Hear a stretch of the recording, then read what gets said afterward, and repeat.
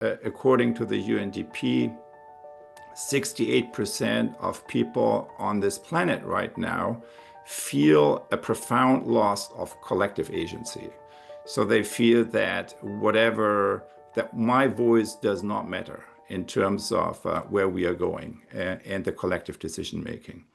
69%, and that's the second number from the same UNDP report, the Human Development Report, say that they would be willing to sacrifice part of their personal income to combat climate change. So if you look at these two numbers, you have our educational challenge in a nutshell. There is an abundance of positive individual intentionality on the one hand, that on the other hand is unable to embody itself in agency, particularly in collective agency.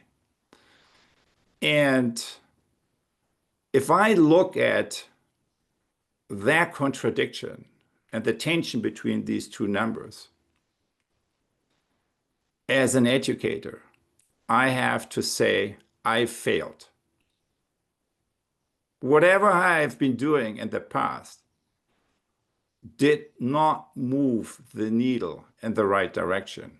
Whatever we have been doing in the past was not enough to move the needle in the right direction.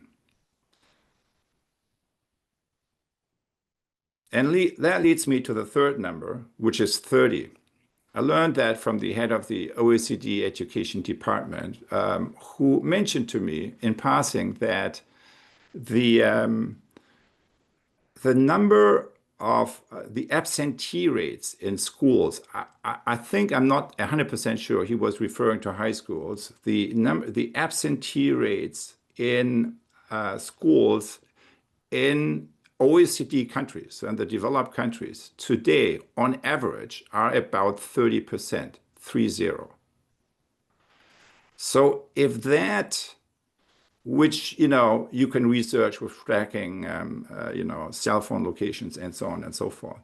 So on paper, these students are still there, but in reality, what we see is, if that's true, a massive walkout from our current institutions of education that still operate, as we all know, and that's kind of what's bringing us together here, in ways that do not fully meet the moment, and that require us to operate in different ways.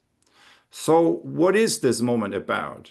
We all know we live in a moment of profound disruption that calls for a radical reimagination of education and higher education.